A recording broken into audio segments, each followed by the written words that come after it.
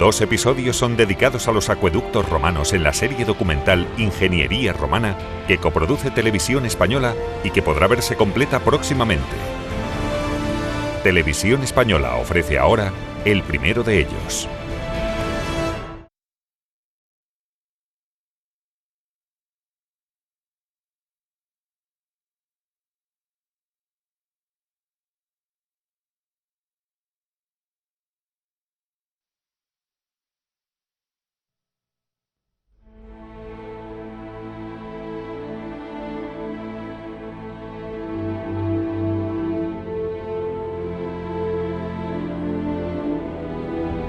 En cualquier tiempo, en cualquier época, para cualquier pueblo, el agua siempre ha sido la primera riqueza.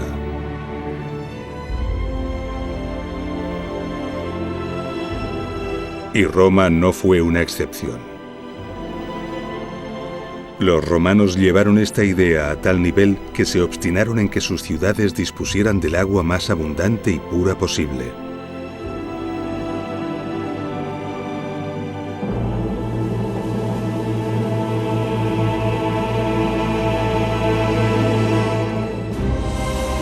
Para lograrlo, inundaron el imperio de osadas obras de ingeniería destinadas a transportar las aguas desde los más ricos manantiales hasta sus ciudades. Obras sobrecogedoras, inigualadas hasta nuestros días y que muchas de ellas, a pesar de los siglos, aún perduran.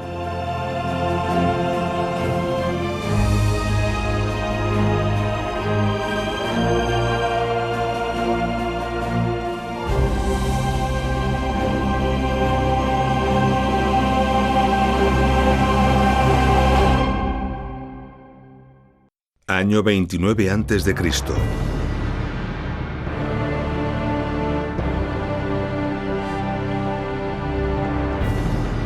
El emperador Augusto queda dueño absoluto del mundo romano. Augusto emprende la gran tarea de reorganizar el imperio que ahora tenía bajo su control. Dentro de su estrategia de reestructuración del territorio, Augusto decide el establecimiento de la colonia Nemausus como gran ciudad de la provincia narbonense. Nemausus iba a ser una importante ciudad, una ciudad con una población estimada de 60.000 habitantes.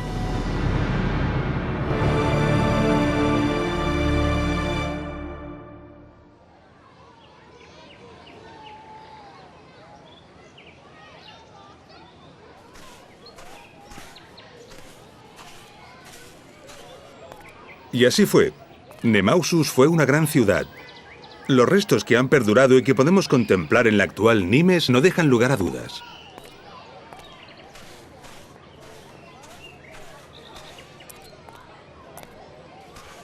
Una ciudad de tales dimensiones, con una población tan numerosa, debía tener preparado un importante suministro de agua. Los romanos conocían la existencia de un manantial en el mismo emplazamiento que deseaban para la ciudad. Un manantial considerado sagrado por los celtas y que en la actualidad todavía alimenta los canales de este parque. Sin duda, uno de los parques públicos más antiguos de Europa.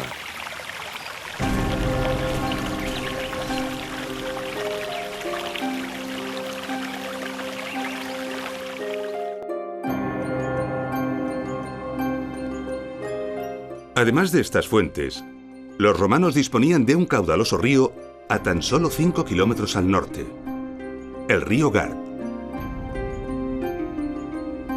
Para muchos pueblos y civilizaciones esto habría sido más que aceptable.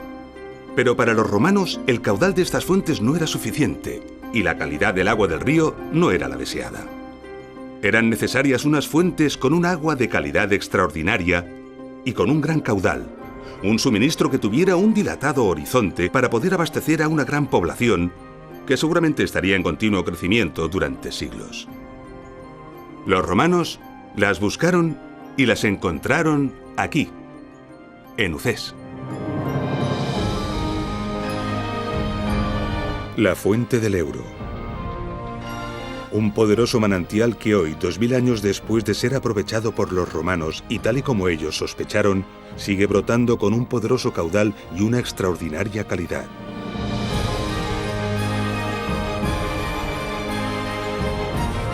La fuente del Ebro provoca y mantiene un paisaje soberbio que sobrecoge.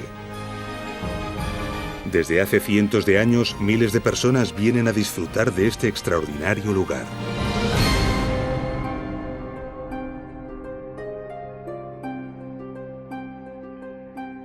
Pero la fuente del Ebro estaba a 21 kilómetros en línea recta del emplazamiento deseado para la ciudad. Además, todo el terreno al norte de Nimes es muy abrupto. Y entre la ciudad y las fuentes se desarrolla el profundo cañón del río Gard que sería necesario cruzar transversalmente. ¿Cómo trasladar el agua salvando esta enorme distancia y superando los obstáculos que el territorio ofrecía? Los ingenieros romanos sabían cómo hacerlo. Construirían un canal, construirían un acueducto. Así que los mejores ingenieros debieron ser convocados. Era necesario proyectar y construir rápidamente. La ciudad no podría funcionar sin la garantía del recurso vital. Pero antes de todo era necesario asegurar que la ubicación deseada para la ciudad era posible.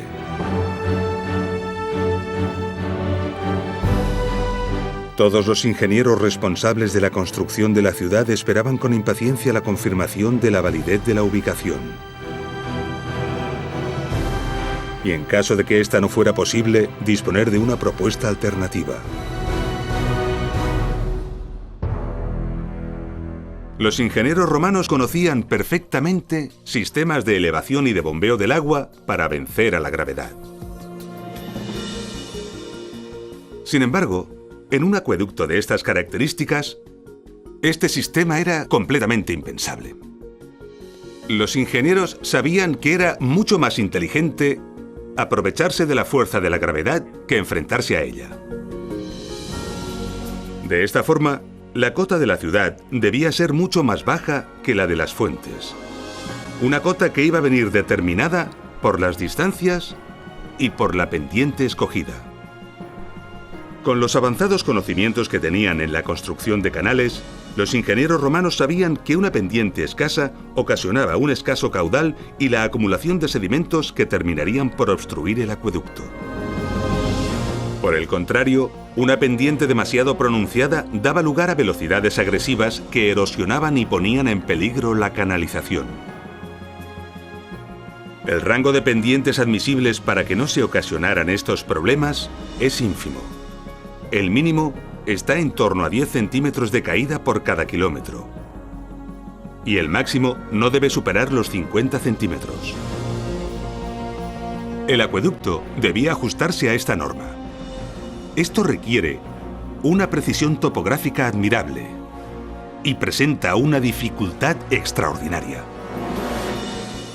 Con estos datos se obtiene rápidamente la pendiente y la distancia. La ciudad debería situarse en la cota 54,8 metros sobre el nivel del mar, o sea, a 4,2 metros por debajo de la cota de la fuente. Pero la distancia en línea recta y el desnivel total no se consideran. Construir un acueducto en línea recta supondría la construcción de decenas de kilómetros de túneles y arquerías para atravesar montañas y salvar valles. Algo inimaginable. Para evitarlo, es necesario adaptarse al terreno. Esto incrementa considerablemente la longitud.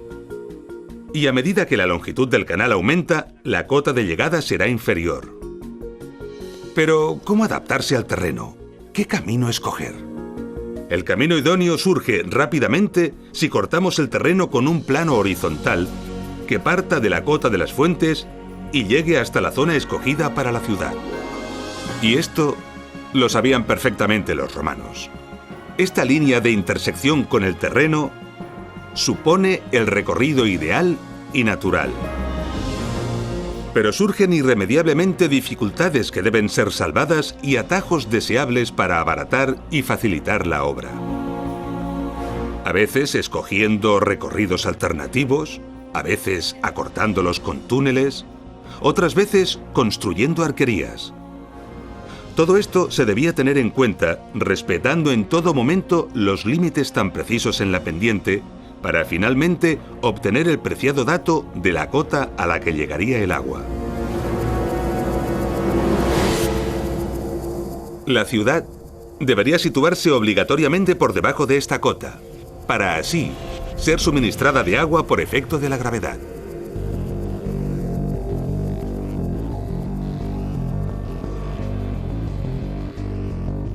Pero, ¿cómo podían calcular esto los romanos en un abrupto territorio de tantos kilómetros cuadrados? Esto es toda una proeza.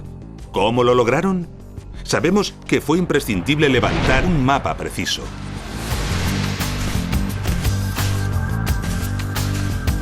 Con ayuda de la dioptra, tuvieron que medir los ángulos horizontales de los puntos de las cimas de las montañas, los vértices geodésicos. Los topógrafos romanos debieron señalizar las cimas de las montañas y otros elementos relevantes del territorio que deseaban medir. La dioptra permite apuntar con certeza a cada uno de estos elementos y medir con precisión los ángulos horizontales que formaban respecto a su posición. Esto se debió repetir desde multitud de puntos distintos con el fin de obtener una colección de triángulos de los que conocían los ángulos.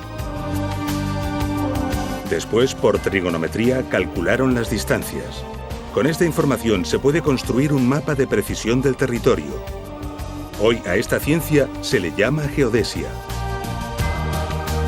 Pero además, en este caso, se iba a construir un canal. Así que debieron medir también los ángulos verticales entre los vértices de los triángulos formados y entre estos y los fondos de los valles. De esta forma lograron también calcular las alturas de todos los elementos de interés, información que debió ser incorporada al mapa del territorio. Un mapa completísimo conteniendo distancias y alturas. Y con todos estos datos, se calculó y se decidió el trazado exacto del acueducto. Los terrenos que atravesaría en cada tramo, la mejor solución técnica para cada caso, los esfuerzos constructivos, los túneles que serían necesarios, las arquerías que deberían construirse.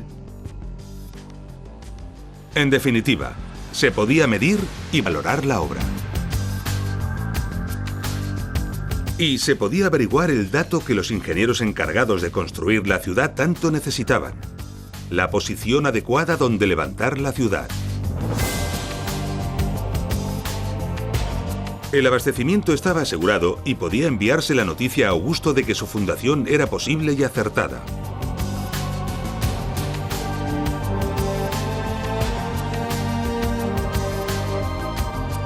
Roma debía dar su aprobación al gasto, dotar de los fondos necesarios y nombrar a los responsables de las obras y gestores de estos fondos.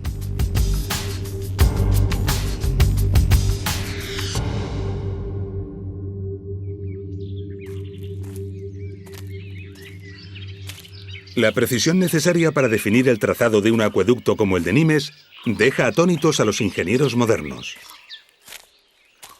Pero definir el trazado es solo el principio. Construir las canalizaciones, levantar las arquerías, perforar los túneles, exige a los ingenieros romanos una gran cantidad de conocimientos, técnicas constructivas y experiencia.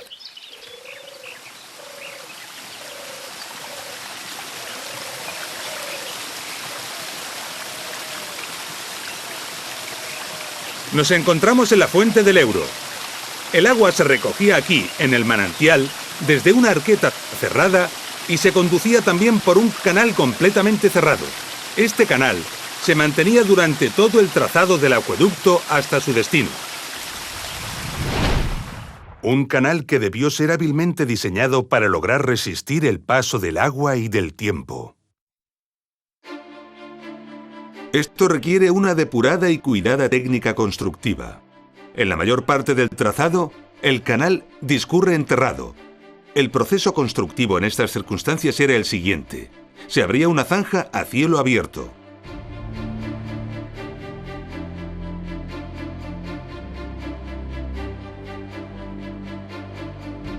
En esta zanja se colocaba una solera de piedras gruesas y sobre ella una solera de opus caementicium, el famoso hormigón romano. Después se levantaban encofrados de madera para alzar los muros laterales con pequeños sillares y argamasa. Para cerrar el canal, a fin de protegerlo de la intemperie y de la luz, se construía mediante una cimbra la bóveda de mampostería y argamasa. El canal era impermeabilizado mediante un mortero especial. Y finalmente, el conjunto se cubría con tierra.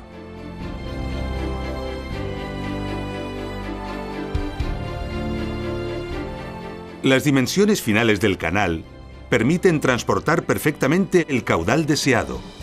Además, cabe sobradamente una persona, algo importante para las labores de mantenimiento.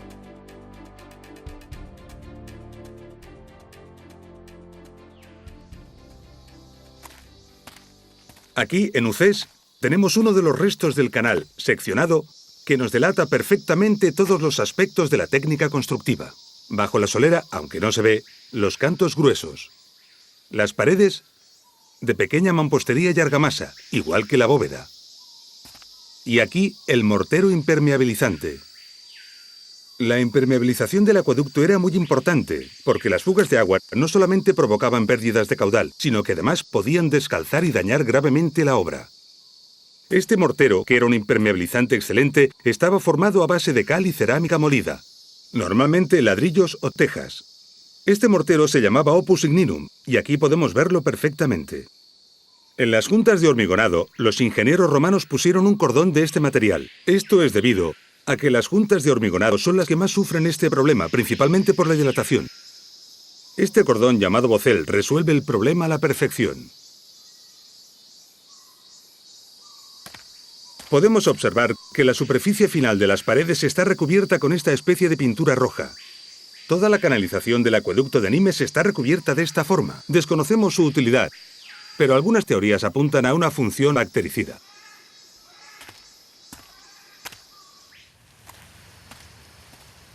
A poca distancia del punto de captación, encontramos algo curioso que interrumpe la forma habitual del canal.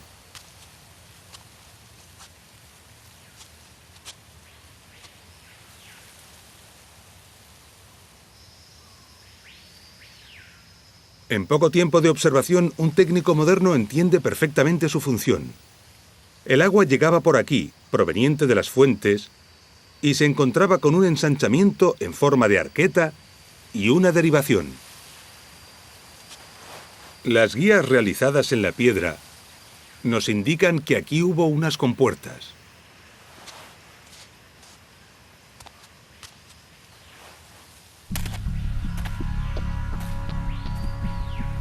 Inmediatamente comprendemos que si cerramos esta compuerta y abrimos esta otra, el agua se desviará dejando al acueducto sin caudal.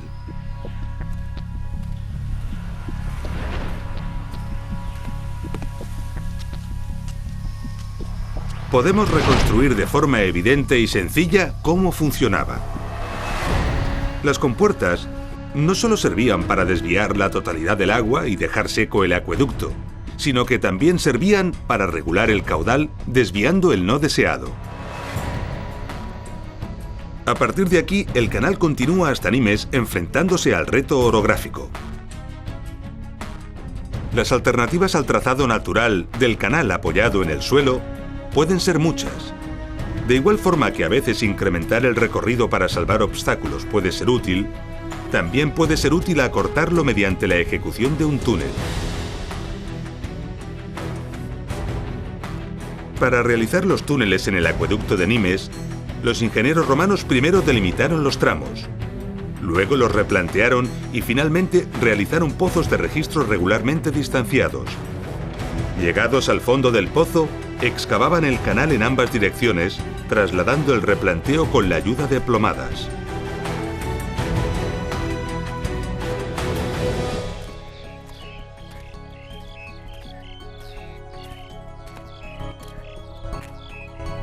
Estamos ante los restos de uno de los túneles del acueducto de Nimes. Y aquí estaba el canal cubierto, pero ya está destruido.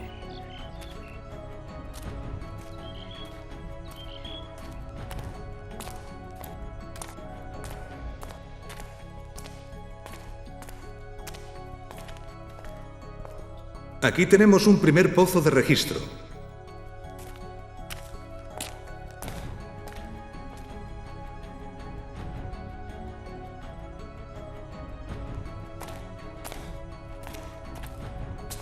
Y en este punto apreciamos perfectamente cómo a partir de los pozos de registro la excavación se realizaba mediante la técnica de destroza para abrirse paso y extraer la roca. Después se refinaba el resultado. Entre ambos pozos, los equipos de excavación se encontraban. Aquí vemos un frente de avance y aquí vemos el otro. Esto nos delata que estamos ante un punto de encuentro.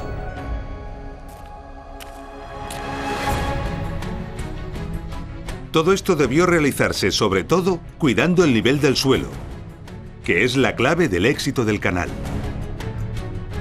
La pendiente como condicionante debía controlarse durante todo el túnel, enlazando perfectamente con las cotas de entrada y de salida. Para lograrlo fue necesaria la comprobación insistente y cuidadosa de los niveles, empleando especialmente el nivel de agua.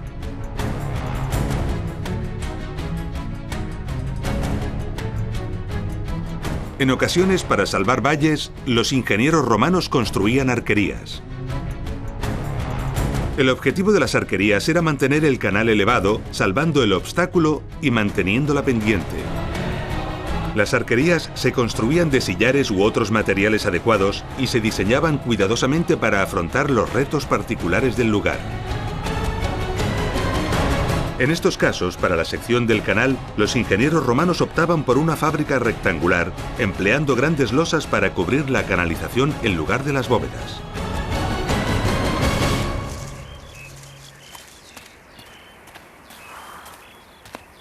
En las partes agrestes, por donde cruzaba el trazado del acueducto de Nimes, podemos ver algunas de las arquerías que fueron necesarias para cruzar algunos de estos barrancos. Y aquí tenemos una de ellas. Y podemos ver que esta arquería está construida de pequeña mampostería rellena de hormigón, gracias a que hoy el puente está roto. Como curiosidad, podemos ver que este puente tuvo serios problemas en época romana. En el paramento se aprecia claramente que tuvo filtraciones. Y por ello tuvo que ser reforzado con este nuevo muro exterior.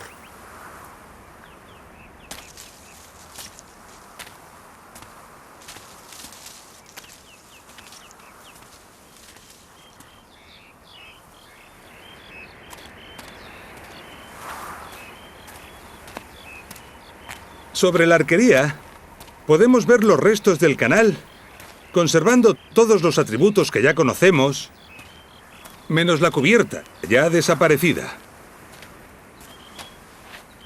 Vemos perfectamente los muros. Aquí el opus signinum, y aquí algo nuevo, la concreción calcárea. Procede del carbonato cálcico disuelto en el agua, que se va fijando poco a poco en las paredes del canal.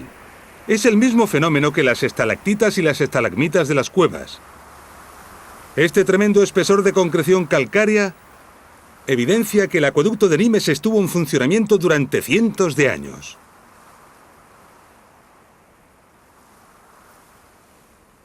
Sobrecoge contemplar estas imágenes en las que podemos observar al acueducto de Nimes, cómo a pesar de estar abandonado desde hace casi 2000 años y sometido a la agresión inexorable del tiempo, se resiste a morir. Con todo lo visto, quizá podamos comprender ahora la magnitud de este colosal proyecto. El acueducto de Nimes tiene un impresionante recorrido de 52 kilómetros. Para salvar los obstáculos, se debieron construir más de 2.600 metros de canalización sobre arquerías. Para ello, se construyeron al menos 13 arquerías de diversas características y dimensiones. y se realizaron más de 500 metros de túneles, todos ellos con sus correspondientes pozos de registro. Una obra colosal que a buen seguro fue ejecutada en pocos años.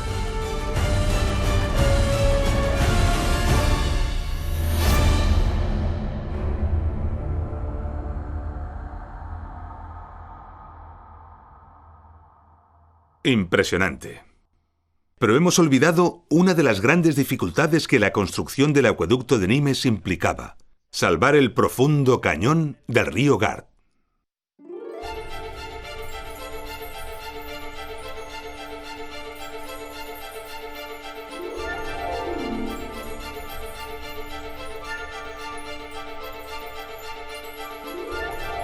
El trazado debió ser calculado para escoger el lugar más adecuado.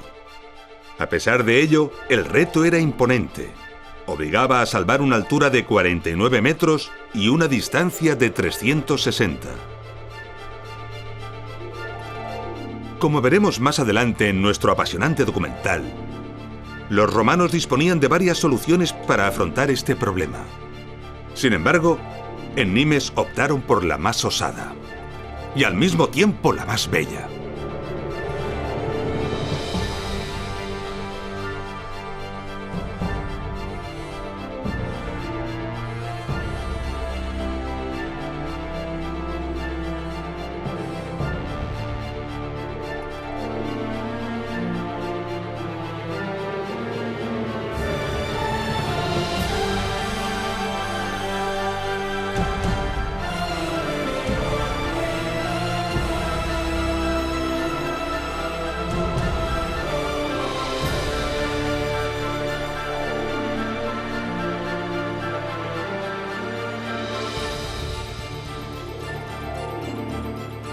El puente de Gard, una de las arquerías más bellas e impresionantes del imperio. Formado por unos 11.000 bloques de piedra, la mayor parte de ellos con un peso de 6 toneladas, se eleva imponente como un edificio de 16 plantas. 50.400 toneladas de piedra. Los ingenieros romanos planificaron y levantaron una extraordinaria estructura que debía resistir las enormes y demoledoras tensiones provocadas por los vientos y las frecuentes crecidas del río Gard. Su éxito fue tal que aquí lo tenemos 20 siglos después.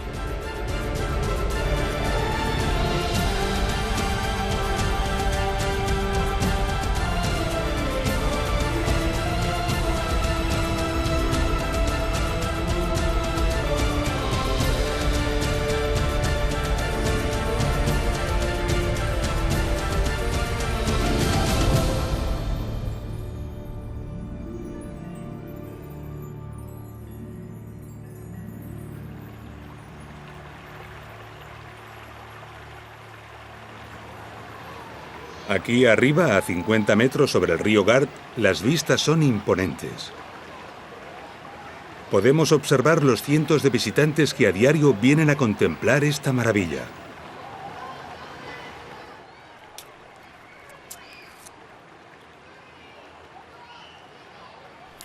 Estamos sobre la canalización, que en algunos tramos está desprovista de las losas que la cubrían. A lo largo de ella podemos apreciar los detalles constructivos que ya hemos ido conociendo. La solera, con su pendiente imperceptible a simple vista.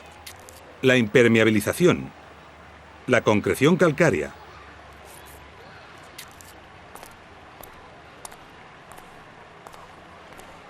Este es un buen sitio donde podemos apreciar la capa de pintura roja que cubría el mortero de impermeabilización.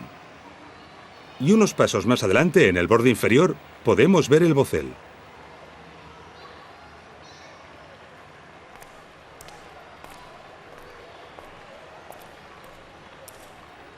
Una curiosidad es esta alteración en la concreción calcárea. Todas las concreciones conservadas en el acueducto de Nimes conservan esta huella. Una hipótesis sería que durante un tiempo la temperatura varió notablemente, dejando la huella del hecho registrada en la concreción. Quizás sea este un misterio que nunca lleguemos a descubrir.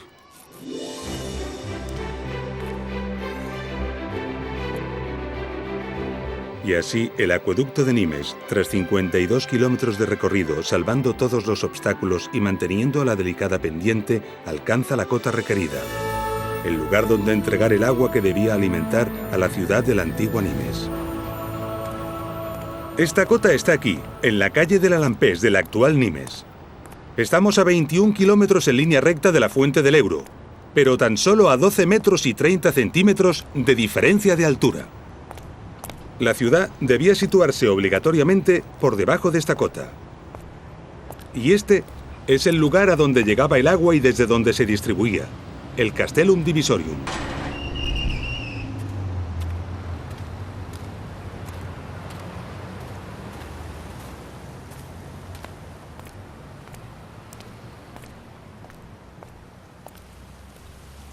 El agua entraba por aquí, con un caudal de casi 36 millones de litros diarios.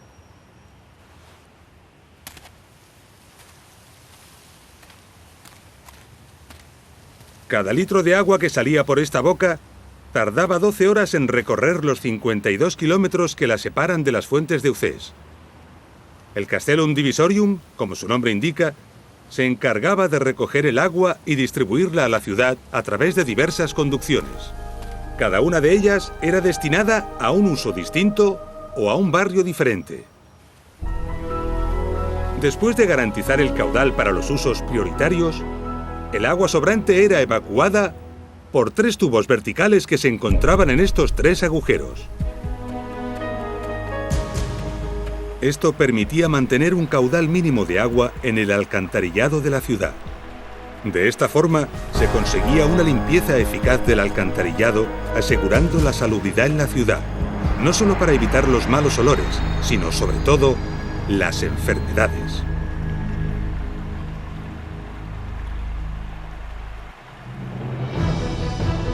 El acueducto de Nimes es uno de los muchos acueductos que el Imperio Romano construyó para garantizar el suministro vital a sus ciudades.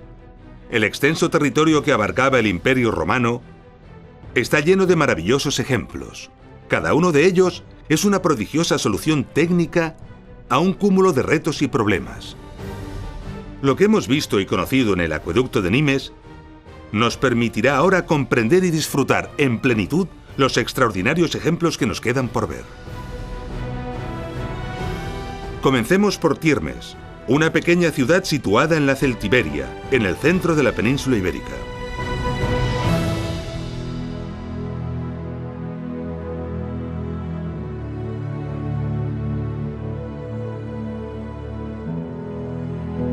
Tiermes está enclavada en un territorio a gran altitud y con un clima continental extremo. Calor en verano y mucho frío en invierno. Pobre en terrenos agrícolas, quizás subsistiera de la ganadería y más probablemente del comercio que seguramente le permitía su estratégica situación como cruce de caminos e importante nudo de comunicaciones.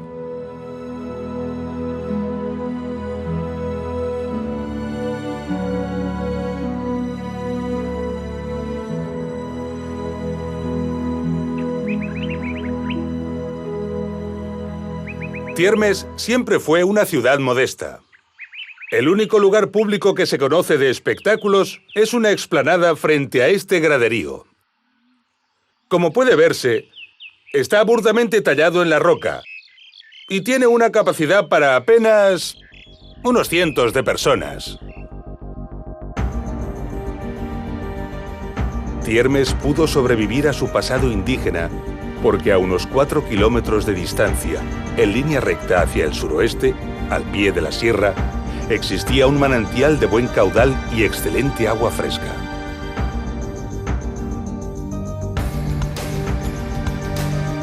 Los ingenieros romanos planificaron un canal de unos 6 kilómetros de longitud que tuvo que atravesar un terreno tortuoso y con continuos afloramientos rocosos.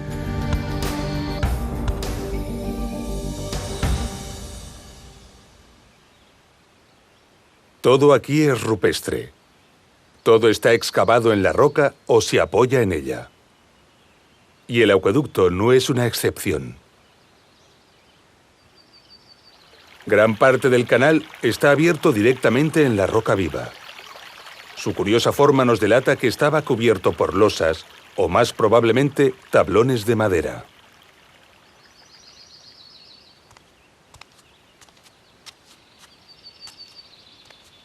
Y lo mismo sucede en esta arqueta de derivación.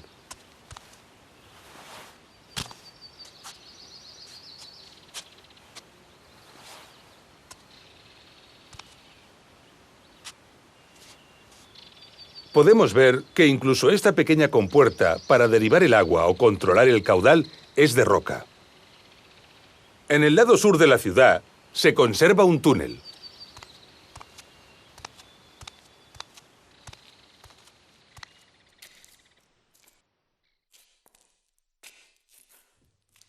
Este túnel tiene casi 200 metros de longitud. Como singularidad que solo se ve en pocos casos, observamos que los pozos de registro tienen un rebaje en el fondo que hacía las funciones de arenero. Es decir, un recipiente para recoger los sólidos sedimentados que el agua arrastraba. A este método para separar los sólidos del agua se le llama decantación.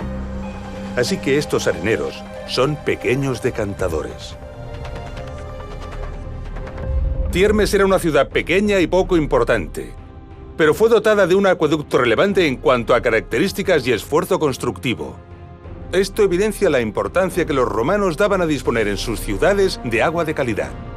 Y Tiermes no fue una excepción.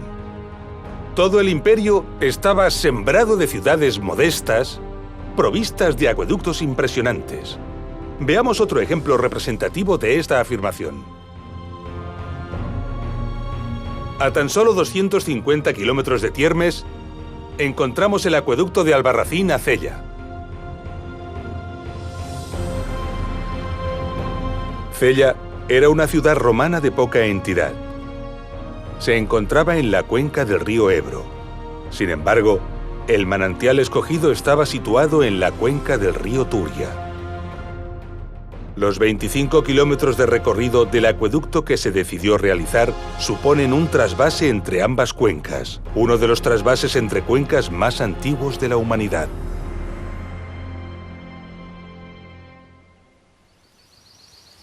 El acueducto de Albarracín es una de las muchas maravillas olvidadas o desconocidas de la antigüedad.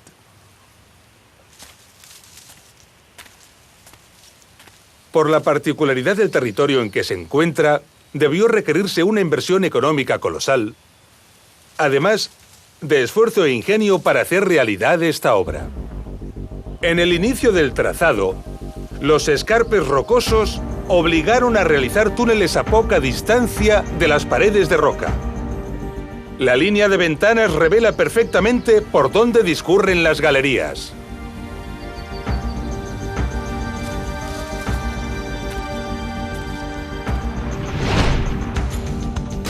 La inconsistencia de la roca desaconsejaba realizar un canal en la superficie del escarpe. Ante la dificultad de realizar pozos de registro en estas condiciones, se ejecutaron registros en forma de ventanas, cosa poco frecuente en los acueductos.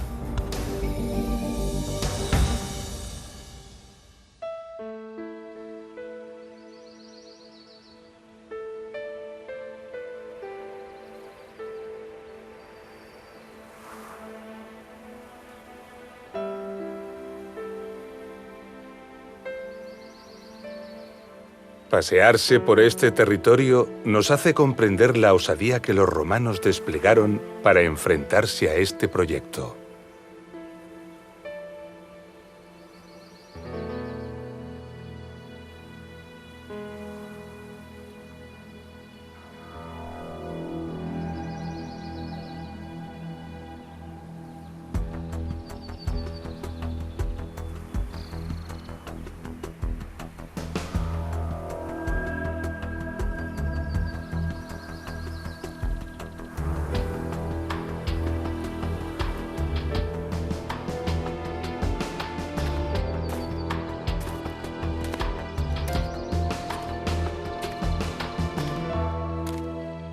Planificar un trazado tan complejo para abrir los túneles en un terreno tan abrupto Y con unas dificultades de acceso tan importantes, supone un gran alarde.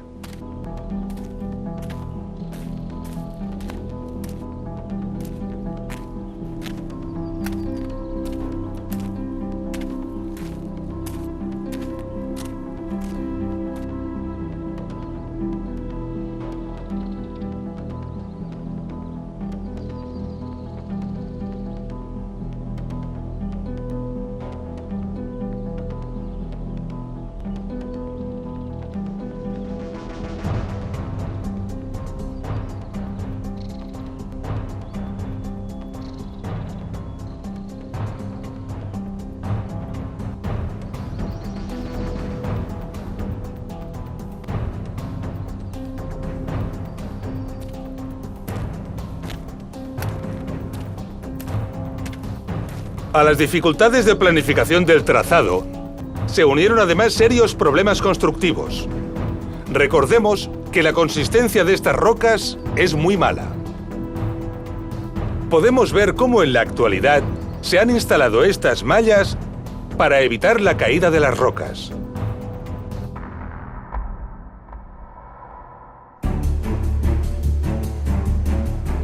A unos 18 kilómetros de recorrido en dirección este, el acueducto gira repentinamente hacia el noreste. Una gran meseta se interpone hasta su destino. Rodearla no es posible, porque forma la línea de vertientes que separa las cuencas de los ríos Turia y Ebro. Solo hay una solución: perforarla. Pero perforarla suponía un túnel de 5 kilómetros de longitud, a los que habría que añadir sus correspondientes pozos de registro.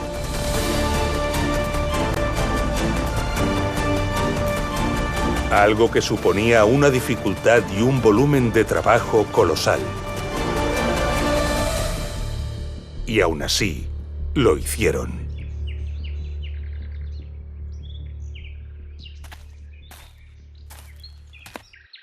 Allí detrás de esas lomas están los escarpes rocosos que hemos visto.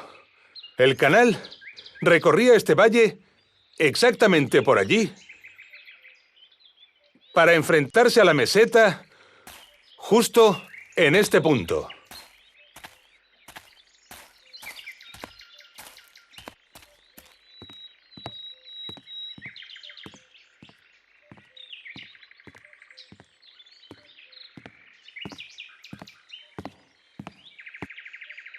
Aquí tenemos un pozo de registro. Recordemos que estos pozos servían para efectuar las labores de mantenimiento, aunque mientras circulaba el agua, estaban cubiertos.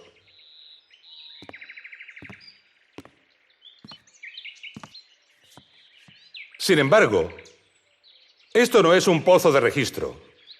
Esto es un aliviadero. Los aliviaderos son unos dispositivos que sirven para evacuar el exceso de agua que podría perjudicar al acueducto.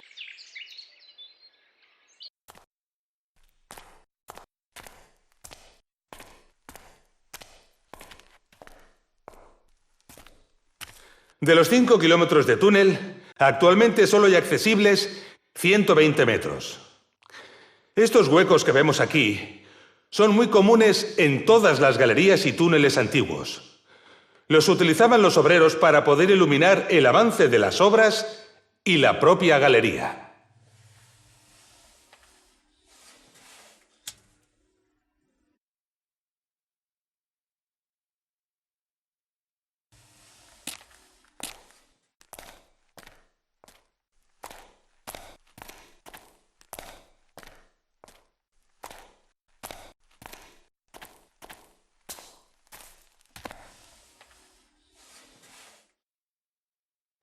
Aquí tenemos un punto con un aspecto muy común en la excavación de las galerías antiguas.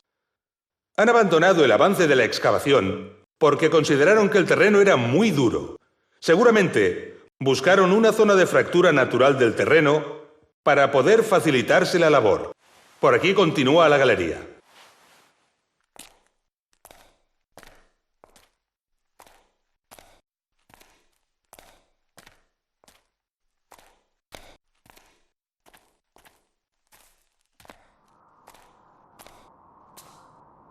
Y aquí vemos una diaclasa, la fractura natural del terreno que los excavadores buscaban para facilitar la labor de avance.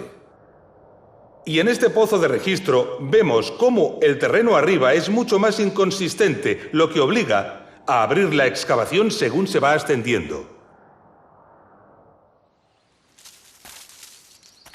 Si la anchura de las bocas de los pozos de registro aumenta con la altura de estos, en los pozos de registro más profundos, estas bocas llegan a alcanzar unas dimensiones muy considerables. Esta boca, ya cegada, corresponde con un pozo de registro de 60 metros de profundidad. Y aquí cabría un camión.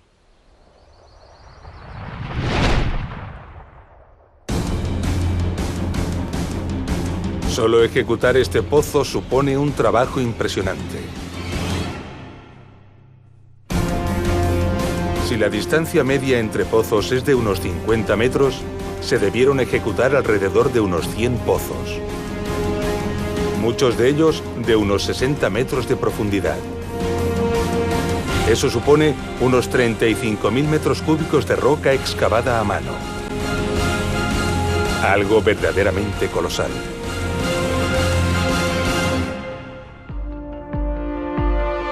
El acueducto de Albarracín-Cella es una de las grandes obras de la antigüedad que actualmente se encuentran prácticamente olvidadas. Una obra que alberga un increíble esfuerzo constructivo digno de ser admirado y considerado. Valoremos ahora la decisión de realizar un trabajo de este calibre para abastecer de agua a una ciudad tan modesta como fue Cella, que además tenía una considerable surgencia de agua junto a ella, el nacimiento del río Jiloca.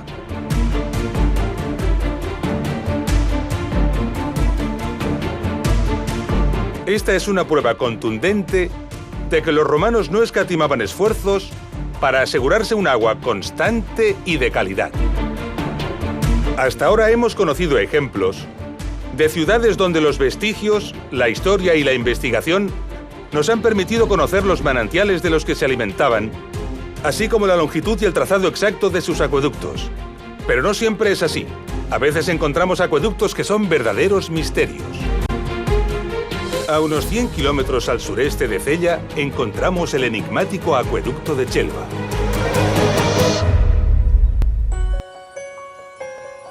Este acueducto recibe el nombre de este pequeño pueblo de España, que es donde se encuentra la parte conocida del trazado. No ha podido recibir el nombre de la ciudad a la que suministraba porque es algo que en la actualidad se desconoce. Chelva, a pesar de encontrarse en un territorio mediterráneo de escasez de agua, es una ciudad privilegiada en esta cuestión. Tiene tantas fuentes naturales que incluso hay una ruta turística que las une para poder visitarlas.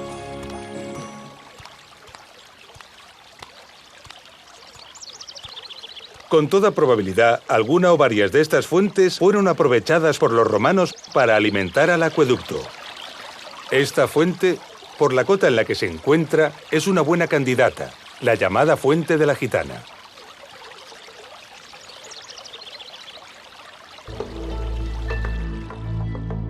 Perdidos entre los bosques y las montañas de Chelva, podemos contemplar importantes restos de arquerías. Muchas de estas arquerías están destruidas no porque no hayan resistido el paso del tiempo, sino principalmente por el expolio de sus sillares sufrido durante siglos.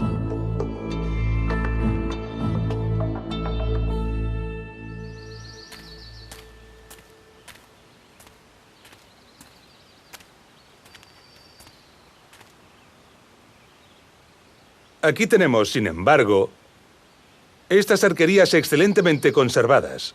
Se construyeron para salvar este impresionante barranco.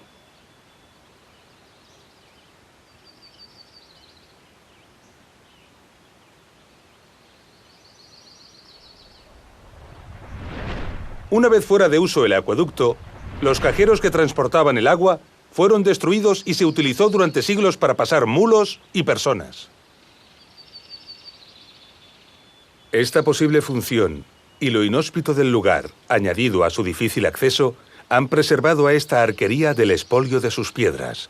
Transportar estos pesados sillares por este abrupto lugar, a pesar de la excelente calidad de su piedra, es demasiado costoso. Un trabajo que, sin embargo, no disuadió a los constructores para traer hasta aquí estos pesados bloques de roca desde una gran distancia, ya que el tipo de roca de estos sillares no se corresponde con el de las rocas del lugar, que son de muy mala calidad para la talla.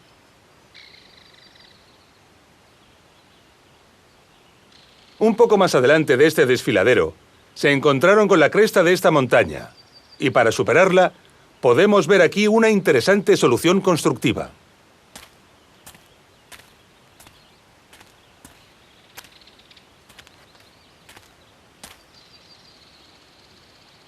Para atravesar esta cresta, los romanos pensaron en la solución de un túnel. Sin embargo, los peligrosos agrietamientos de esta roca les obligaron a cortar toda la cresta hasta arriba, en toda la altura.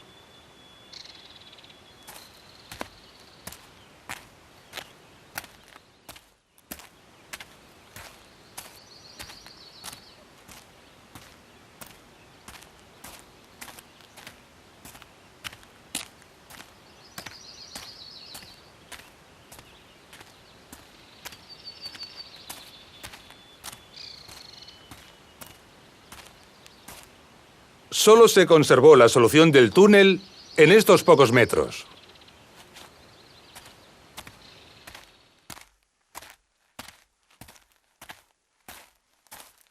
Podemos observar el gran número de grietas y fracturas y la inconsistencia de la roca. Este túnel debió dar más trabajo del que los ingenieros romanos pensaron inicialmente.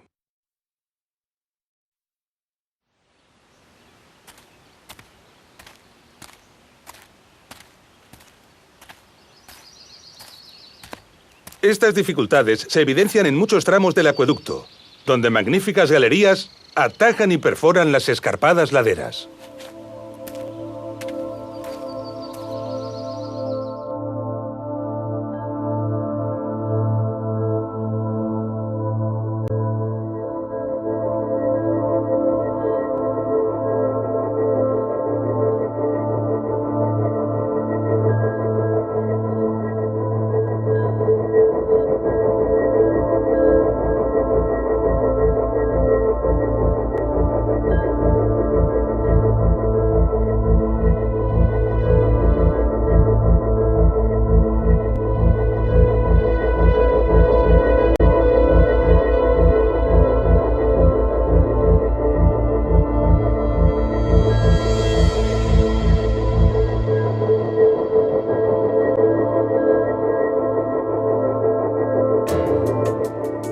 Los motivos por los que el acueducto de Chelva fue construido, las fuentes de las que se alimentaba gran parte de su trazado y la ciudad a la que suministraba son todavía hoy un misterio. Podemos sospechar que la ciudad de destino pudo ser la antigua Edeta, la actual población de Liria, donde se han encontrado restos de importantes complejos termales, pero en realidad aún no lo sabemos. Sin embargo, un detallado estudio aplicando las reglas de diseño y nivelación que conocemos de los acueductos podría despejar estas incógnitas. Estamos al final de nuestro recorrido. En este documental hemos aprendido lo que es un acueducto, las reglas que rigen su diseño y la dificultad que representa su aplicación. Hemos reflexionado sobre la necesidad de obtener mapas precisos para la planificación de la obra y, por lo tanto, la necesidad del dominio de la ciencia topográfica. Hemos visto los conocimientos y las técnicas necesarias para construir e impermeabilizar los canales, perforar los túneles, levantar las arquerías y distribuir el agua.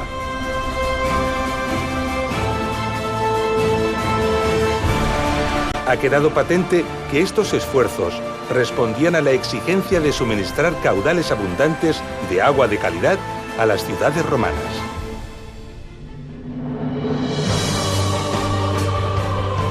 Lo hemos visto en acueductos de gran dificultad constructiva, cuyo destino eran ciudades muy modestas.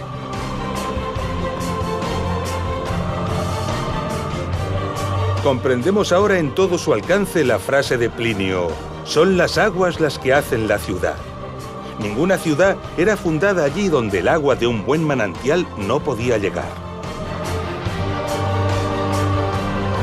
Admirando estas obras y valorando los esfuerzos que en ellas se invirtieron, rendimos merecido homenaje a los ingenieros y constructores romanos. Un ejemplo más del espíritu del ser humano por superarse y dominar los elementos y por su capacidad para esforzarse y alcanzar determinadas metas. Los acueductos de Tiermes, de Albarracín y de Chelva son obras impresionantes, dignas de admiración. Pero en realidad son ejemplos modestos del imperio. Incluso el gran acueducto de Nimes empequeñece ante los grandes alardes constructivos que supusieron los mayores acueductos del mundo romano. Ejemplos verdaderamente sobrecogedores y apasionantes que llenarían sin duda alguna muchos documentales. Veremos algunos de ellos en la segunda parte de Ingeniería Romana, Acueductos.